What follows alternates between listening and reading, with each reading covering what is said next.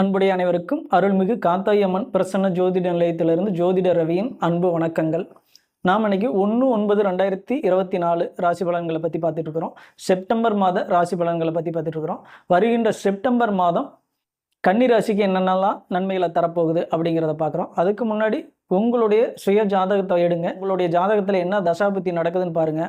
அது கூட இப்போ நடந்துகிட்டு இருக்கிற கோச்சார பயிற்சிகளை பொருத்தி பாருங்கள். அப்படி பொருத்தி பார்த்தீங்கன்னா தான் உங்களுடைய ஜாதகத்தில் என்னென்ன தடைகள் இருக்குது, உங்கள் முன்னேற்றத்தை எது எது தடுக்குது அப்படின்னு பார்த்து அந்த தடைகளை சரி செஞ்சு உங்களுடைய வாழ்க்கை முன்னேற்றத்திற்கு சரியான பாதையை தீர்மானிக்க முடியும். அதனால் எப்போவுமே கோச்சாரத்தை நடக்கின்ற தசாபுத்தியோட பொருத்தி பாருங்க. உங்களுடைய சுய ஜாதகத்தில் திருமணம், வேலை வாய்ப்பு, தொழில் முன்னேற்றம், குடும்பத்தில் தாராள தனவரவு, குடும்ப நிம்மதி, இப்படி ஏதாவது உங்களுடைய சுய ஜாதகத்தில் கேள்வி இருந்ததுன்னா உங்களுடைய பிறந்த தேதி, நேரம், வருடம், மாதம் இதெல்லாம் பதிவிடுங்க. உங்களுடைய கேள்வியும் உங்களுடைய கமெண்ட் பாக்ஸில், உங்களுடைய ராசிக்கான கமெண்ட் பாக்ஸில் பதிவிடுங்க. ஒவ்வொரு ஞாயிற்றுக்கிழமையும் உங்களுடைய கேள்விக்கான பதிலை நாங்கள் தர காத்திருக்கிறோம். செப்டம்பர் மாதம் கன்னி ராசிக்கான கிரக நிலைகள்லாம் எப்படி இருக்குது அப்படின்றத பார்த்துடலாம். ராசியிலே கேது பகவான் இருக்கிறாரு. கேது பகவானோட இணைஞ்ச சுக்கிர பகவான் நீச்சம் என்கின்ற அடிப்படையில் இருக்கிறாரு. செப்டம்பர் 17க்கு பிறகு சூரிய பகவான் ராசிக்குள்ளே வந்துடுவார். அடுத்ததாக பார்த்தோம்னா 6ஆம் இடத்துல சனி பகவான் இருக்கிறாரு. 7ஆம் இடத்துல ராகு பகவான் இருக்கிறாரு. 9ஆம் இடத்துல குரு பகவான் இருக்கிறாரு.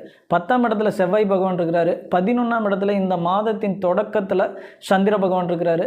12ஆம் இடத்துல சூரிய பகவானோட இணைஞ்ச புதன் இருக்கிறாரு. ராசிநாதன் 12ஆம் இடத்துல இருக்கிறாரு. இது இந்த மாதத்தின் கன்னி ராசிக்கான கிரக நிலைகள். செப்டம்பர் மாதம் கன்னி ராசிக்கான தொழில், வேலை அமைப்புகள் எப்படி இருக்கும் அப்படின்னு பார்த்தோம்னா 10ஆம் இடத்துல செவ்வாய் பகவான் இருக்கிறாரு. அதாவது ராசிநாதனே 10 குடையவராகவும் வருவார். அவர் விரயஸ்தானத்தில் இருக்கிறதுனால பெரிய சிறப்பு இல்லை அப்படின்னு சொல்லலாம். தொழிலில் கொஞ்சம் கவனமாக இருந்தால் மட்டும்தான் இந்த மாதம் கடன் இல்லாமல் இருக்கும் அப்படின்னு சொல்லலாம். ஏன்னா செவ்வாய் பகவான் 3க்கும் 8க்கும் ஆதிபத்தியம் பெற்றவராக வருவார்.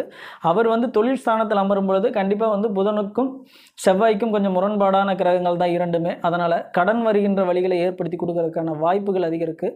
அதனால் கொஞ்சம் கவனமாக இருங்க. ஏன்னா ராசிநாதனும் விரயஸ்தானத்தில் இருக்கிறதுனால தொழில் சம்மந்தப்பட்ட விஷயங்களில் முழுக்க கவனமாக இருந்தால் மட்டும்தான் இந்த மாதம் சிறப்பான ஒரு அங்கீகாரத்தை தொழிலில் பெற முடியும்.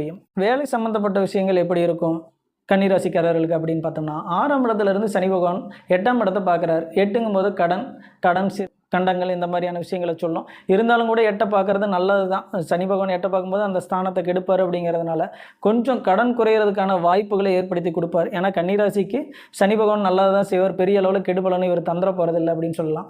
அதனால் வேலை செய்கிறவர்களுக்கு இந்த மாதம் ஓரளவுக்கு சிறப்பாக தான் இருக்குது. ஒரே ஒரு விஷயம் என்னென்னா ராசிநாதன் விரயஸ்தானத்தில் இருக்கிறாரு. அது மட்டும்தான் பிரச்சனை. அதனால் கொஞ்சம் கவனமாக இருந்துட்டாலே போதும். பெரிய அளவில் வேலை செய்கிறவர்களுக்கு கெடுபலனை இந்த மாதம் கொடுத்துட போகிறது இல்லை. படிப்பு சம்மந்தப்பட்ட விஷயம் கன்னிராசிக்காரர்கள் எப்படி இருக்கும் செப்டம்பர் மாதம் அப்படின்னு பார்த்தோம்னா ராசிநாதன் 12ஆம் இடம் மறைவு ஸ்தானம் அப்படின்னாலும் கூட மறைந்த புதன் நிறைந்த லாபம் அப்படிங்கிறதான் படிப்பில் கொடுப்பாரு அப்படின்னு சொல்லலாம். அதனால் படிப்பு சம்மந்தப்பட்ட விஷயம் நல்லா தான் இருக்குது. 9ல் குருவும் இருக்கிறாரு. அது இன்னும் ஒரு சிறப்பான விஷயம் தான். 9ல் இருந்து ராசிவேவும் பார்க்குறாரு குரு பகவான். அதனால் படிப்பு சம்மந்தப்பட்ட விஷயங்கள் கண்டிப்பாக கன்னிராசிக்கார மாணவர்களுக்கு இந்த மாதம் சிறப்பான மாதமாகவே அமைஞ்சிரும். குடும்பத்திற்கான தனவரவு எப்படி இருக்கும் இந்த மாதம் அப்படின்னு பார்த்தோம்னா 2ஆம் இடத்துக்கு அதிபதியான, அதாவது தனஸ்தானத்திற்கு அதிபதியான சுக்கிர பகவான் ராசியிலே நீச்சம் அடைகிறாரு. நீச்சம் அடைஞ்சாலும் கூட இங்கே கன்னிராசிகளுக்கு பெரிய கெடுதலை இவர் பண்ணிட போகிறது இல்லை அப்படின்னு சொல்லலாம். அதனால் இந்த மாதம் ஓரளவுக்கு இவர்கள் கையில் தாராள தனவரவு இருக்கும் அப்படின்னு சொல்லலாம். 9ஆம் இடத்துக்கு இவரே ஆதிபத்தியம் பெற்றவராக வருவார்.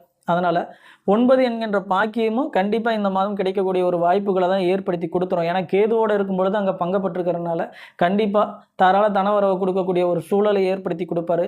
தந்தை வழியில் இருந்து வந்த பிரச்சனைகள், ஏதாவது ஒரு பிரச்சனை இருக்குது அது தீரணுமான்னு எதிர்பார்த்து காத்துக்கிட்டு இருந்தீங்கன்னா கண்டிப்பாக தந்தை வழியில் இருக்கிற பிரச்சனைகள் இந்த மாதம் தீர்ந்து போகக்கூடிய ஒரு வாய்ப்புகளையும் ஏற்படுத்தி கொடுத்துரும் அப்படின்னு சொல்லலாம். அதனால் இந்த மாதம் பொறுத்தவரைக்கும் குடும்ப நிலைகளில் ஓரளவுக்கு நல்ல நிலைகளை தான் கன்னிராசிக்கு இருக்குது. திருமணம் சம்மந்தப்பட்ட விஷயம் இவங்களுக்கு எப்படி இருக்கும் அப்படின்னு பார்த்தோம்னா 7ஆம் இடத்துல ராகு பகவான் இருக்கிறாரு. 7 குடையவர் 9ஆம் இடம் பாக்கியஸ்தானத்தில் தான் அமர்ந்திருக்கிறாரு.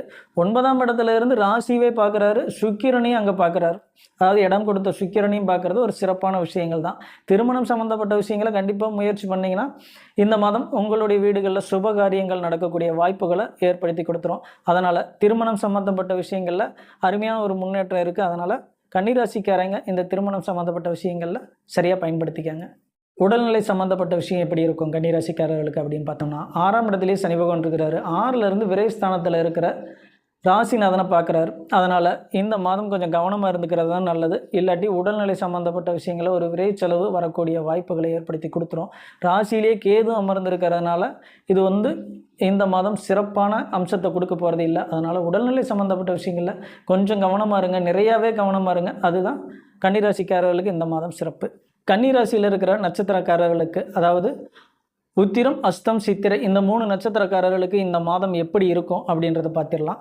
உத்திர நட்சத்திரத்தில் பிறந்தவர்களுக்கு இந்த மாதம் எப்படி இருக்கும் அப்படின்னு பார்த்தோம்னா, சூரிய பகவான் 12ல் இருக்கிறாரு, விரயஸ்தானத்தில் இருக்கிறதுனால கொஞ்சம் கவனமாக இருங்க. இந்த மாதம் கொஞ்சம் விரைய செலவுகள் வரக்கூடிய வாய்ப்புகளை ஏற்படுத்தும் அப்படின்னு சொல்லலாம். செப்டம்பர் 17 வரலும் கவனமாக இருங்க. அதுக்கு பின்னாடி ராசிக்குள்ளேயே வந்துடுறாரு. அதனால் 17க்கு பின்னாடி பெரிய அளவில் விரைய செலவுகள் இருக்காது அப்படின்னு சொல்லலாம். அடுத்து அஷ்டம் நட்சத்திரம் என்ன பண்ணோம் அப்படின்னு பார்த்தோம்னா, பெருசாகவே புதனுக்கும் சந்திரனுக்கும் ஆகாது அப்படின்னு சொல்லலாம். தாய் கிரகமாக இருந்தாலும் கூட புதன் பகவான் தனக்கு ஒரு தவறான பிறப்பை தந்து விட்டவர் சந்திரன் அப்படிங்கிற காரணத்தினால பகையாக தான் சந்திரன் எண்ணுவார். அதனால் கொஞ்சம் கவனமாக இருங்க. சித்திரை நட்சத்திரக்காரர்களுக்கு எப்படி இருக்கும் அப்படின்னு பார்த்தோம்னா, செவ்வாய் பகவான் 10ஆம் இடத்துலேயே அமர்ந்திருக்கிறாரு. அதாவது ராசிநாதனுடைய இன்னொரு வீடான மிதுனத்தில் அமர்ந்திருக்கிறாரு. அதனால் கண்டிப்பாக கவனமாக இருந்துக்கிறது நல்லது.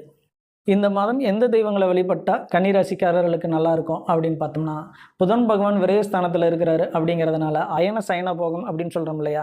அதனால் பெருமாள் எங்கே அயன கோலத்தில் இருக்கிறாரோ, சயன கோலத்தில் இருக்கிறாரோ அந்த பெருமாளை கும்பிட்டு வழிபட்டு வர்றது சிறப்பு அப்படின்னு சொல்லலாம். கோயிலுக்கு வெளியில் இருக்கிற முடியாதவர்களுக்கு, இயலாதவர்களுக்கு உங்களால் முடிஞ்ச அளவுக்கு அன்னதானம் செய்யுங்க. இது இந்த மாதம் உங்களுக்கு சிறப்பை தரும். உங்களுடைய ராசி, லக்கணம், தசாபுத்தி போன்ற விஷயங்களில் சந்தேகம் இருந்ததுன்னா நமது ராசியின் கீழே இருக்கிற கமெண்ட் பாக்ஸில் பதிவிடுங்க. உங்களுடைய சந்தேகத்தை ஒவ்வொரு ஞாயிற்றுக்கிழமையும் நாங்கள் தீர்த்து வைக்க ரெடியாக இருக்கோம். நமது சேனலுக்கு தொடர்ந்து ஆதரவு கொடுங்க, சப்போர்ட் பண்ணுங்கள், லைக் பண்ணுங்கள், ஷேர் பண்ணுங்கள், சப்ஸ்கிரைப் பண்ணுங்கள். மீண்டும் அடுத்த காணொளியில் உங்களை சந்திக்கும் வரை நன்றி கூறி விடைபெறுகிறேன். நன்றி, வணக்கம்.